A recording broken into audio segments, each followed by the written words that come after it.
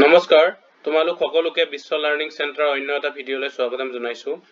আজি আমি HS first year ইকনমিক্সৰ ষ্টুডেণ্টখিনিৰ কাৰণে এটা ভিডিঅ' প্ৰস্তুত কৰিছো। যেহেতু আমি গম পাইছো যে যোৱা বছৰৰ পৰা আমাৰ ইকনমিক্সৰ সিলেবাসটো অলপ চেঞ্জ হৈছে। সো 50% মাৰ্কস আমাৰ এমসিকিউ আহিব তোমালোকৰ।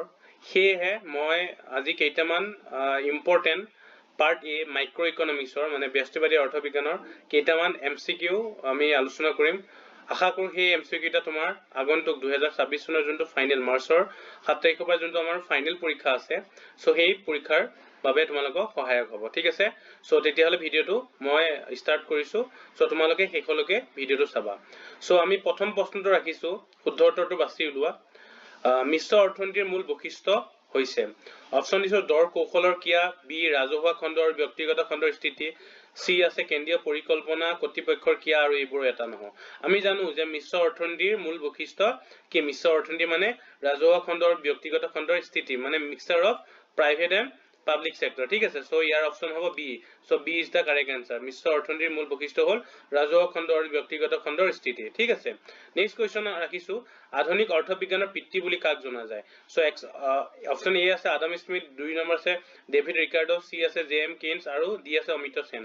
সো ইয়াৰ আমি জানো যে ফাদাৰ অফ ইকনমিক্স বা আধুনিক মডাৰ্ণ ইকনমিক্সৰ বা ফাদাৰ অফ মডাৰ্ণ ইকনমিক্সৰ আমাৰ পিতৃ বুলি আমাৰ আডাম স্মিথক কোৱা হয়। তোমালোকে ইয়াৰ লগতে চাই যাবা যে তোমাৰ ইয়াৰ লগত আৰু চাই ল'বা তোমালোকে ব্যষ্টিবাদী অৰ্থবিজ্ঞানৰ পিতৃ বুলি কাক জনা যায়। সো মাইক্ৰ ইকনমিক্সৰ পিতৃ বুলি কাক জনা যায় আৰু মেক্ৰ ইকনমিক্সৰ পিতৃ বুলি কাক জনা যায়? আমি জানো যে সমষ্টিবাদী বা মেক্ৰ ইকনমিক্সৰ পিতৃ বুলি আমাৰ জন মেইনাৰ্ড কেইনছক জনা যায় আৰু আমাৰ ব্যষ্টিবাদী বা মাইক্ৰ ইকনমিক্সৰ পিতৃ বুলি আলফ্ৰেড মাৰ্শ্বেলক জনা যায়। সো এইখিনি তোমালোকে চাই যাবা। নেক্সট কুৱেশ্যন ৰাখিছো যে চাহিদা ৰেখাৰ ঢাল তললৈ নামি অহাৰ কাৰণ।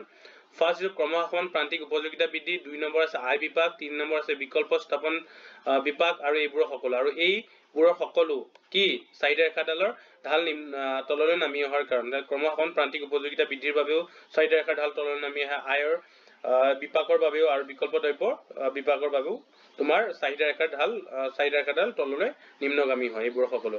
নেক্সট কুৱেশ্যন ৰাখিছো দুটা দ্ৰব্যৰ ক্ষেত্ৰত এজন উপভোক্তা ভাৰসাম্যতা অৰ্জন কৰাৰ চৰ্তটো হ'ল।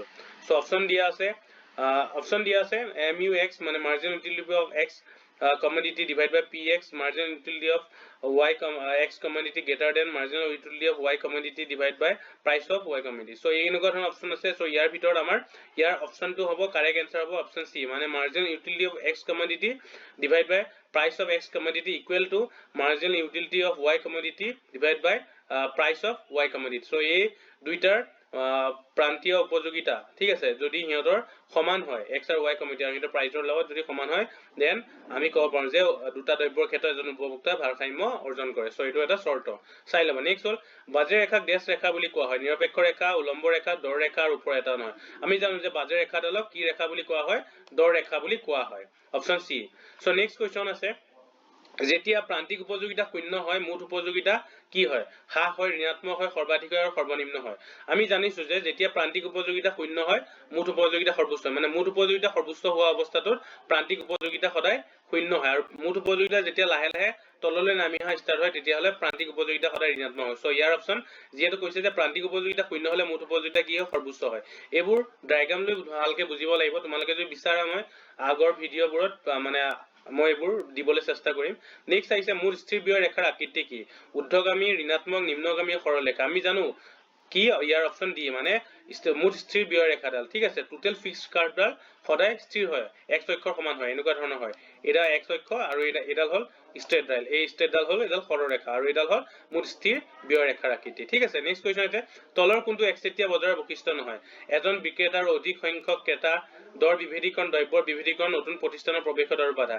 ইয়াৰ অপশন সি টো দ্ৰব্যৰ বিভেদীকৰণ ঠিক আছে, প্ৰডাক্ট ডিফাৰেন্সিয়েচন টো এইটো একচেটিয়া বজাৰৰ বৈশিষ্ট্য নহয়, এইটো একাধিকাৰ প্ৰতিযোগিতামূলক বজাৰৰ বৈশিষ্ট্য, মানে ঠিক আছে এইটো হ'ল পাৰফেক্টলি কম্পিটিটিভ মাৰ্কেটৰ আমাৰ দ্ৰব্যৰ বিভেদীকৰণটো হ'ল একাধিকাৰ প্ৰতিযোগিতামূলক বজাৰৰ এটা বৈশিষ্ট্য।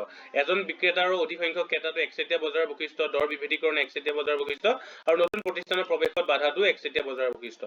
So option D is the correct answer. Next আহিছে এজন উৎপাদকে সৰ্বাধিক লাভ অৰ্জনৰ চৰ্তটো হ'ল এ দাম ইজুকেল প্ৰান্তীয় ব্যয় হ'ব লাগিব, বি দাম ৰেখাক প্ৰান্তীয় ব্যয় ৰেখাৰ তলৰ পৰা কাটিব লাগিব, চি দাম কমা প্ৰান্তীয় ব্যয়তকৈ বেছি হ'ব লাগিব আৰু ডি অপচন এ আৰু বি দুইটা আৰু ইয়াৰ এনসাৰ হ'ব এ আৰু বি দুইটা মানে এজন উৎপাদকে সৰ্বাধিক লাভ অৰ্জন কৰিবলৈ হ'লে দাম আৰু প্ৰান্তীয় ব্যয় সমান হ'ব লাগিব আৰু দাম ৰেখাডালক প্ৰান্তীয় ব্যয় ৰেখাই তলফালৰ পৰা কাটিব লাগিব এই চৰ্ত দুটা পূৰণ হ'লেহে এজন উৎপাদকে সৰ্বাধিক লাভ অৰ্জন কৰিবলৈ সক্ষম হ'ব সো ইয়াৰ অপচন ডি নেক্সট আহিছে হস্তকালত পূৰ্ণ প্ৰতিযোগিতামূলক বজাৰত প্ৰতিষ্ঠান এখনে কেতিয়া উৎপাদন বন্ধ কৰিব আৰু এইবোৰ তোমালোকে ভালকে ডায়াগ্ৰাম লৈ কনসেপ্ট ক্লিয়াৰ লৈ চাব লাগিব ঠিক আছে সো অপচন এ দিছে দাম মুঠ ব্যয়তকৈ কম হ'লে মানে প্ৰাইস লেস দেন টোটাল কষ্টৰ হ'লে আৰু দাম গড় পৰিৱৰ্তনশীল ব্যয়তকৈ কম হ'লে price less than average variable cost বা মুঠ আয় মুঠ ব্যয়তকৈ কম হ'লে TR less than TC total revenue less than total cost next দাম প্ৰান্তীয় ব্যয়ৰ সমান হ'লে price equal to marginal cost curve এইখিনি ভিতৰত কোনটো হ'ব option B is the correct দাম যেতিয়া গড় পৰিৱৰ্তনশীল ব্যয়তকৈ কম হয় তেতিয়া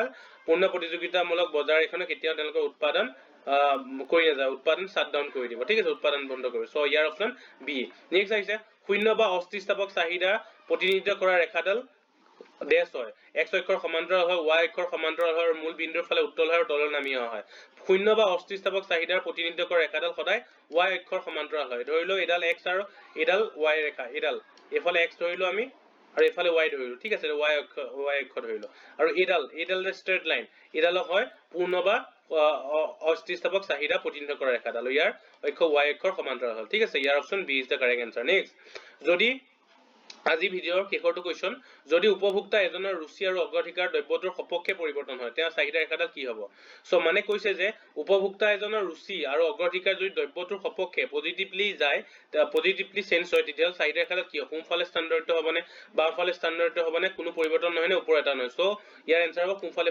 স্থানান্তৰিত হয় মানে ধৰি ললো এডাল x অক্ষ ধৰি ললো আমি ইয়াতে এডাল চাহিদা ৰেখা এডাল ডি এডাল চাহিদা ৰেখা ধৰি ললো এডাল নাম দিলো চাহিদা ৰেখা সো যেতিয়া দ্ৰব্য এটা এজন গ্ৰাহকে তেওঁৰ ৰুচি আৰু অগ্ৰাধিকাৰ দ্ৰব্যটোৰ সপক্ষে মানে যদি হয় সাপোজ এজন ব্যক্তিয়ে আপেল খাই আছে তেওঁ যদি আৰু খাবলৈ মন গৈছে ৰুচি তেওঁ আৰু অগ্ৰাধিকাৰ যদি আপেল খোৱাতে গুৰুত্ব দিয়ে তেওঁ তেতিয়ালে মানুহ আৰু খাব বিচাৰিব আৰু বেছিকে খালে চাহিদা হ'ব হয় নে নহয় সো চাহিদা যেতিয়া হ'ব বা অগ্ৰাধিকাৰ যেতিয়া হয় তেতিয়া হলে এডাল ৰেখা সোঁফালে স্থানান্তৰিত হ'ব ঠিক আছে আৰু যেতিয়া বিপক্ষে যদি বিপক্ষে ৰুচি আৰু অগ্ৰাধিকাৰ দ্ৰব্যটোৰ বিপক্ষে পৰিৱৰ্তন হয় তেতিয়া হলে চাহিদা ৰেখাডাল এই বাওঁফালে শিফট হ'ব সো এটো ইয়াৰ সপক্ষে যেহেতু আমি পৰিৱৰ্তন হৈ দিছে সো ইয়াৰ আনসাৰ হ'ব সোঁফালে স্থানান্তৰিত হয় ঠিক আছে সো আজি আমি এই 12টা কোৱেশ্চন আলোচনা কৰিলো ঠিক আছে এনেকুৱা ধৰণৰ ইকনমিক্স ৰিলেটেড ভিডিও পাবৰ বাবে প্লিজ চেনেলটো লাইক শেয়াৰ এণ্ড সাবস্ক্ৰাইব কৰি দিবা ঠিক আছে ধন্যবাদ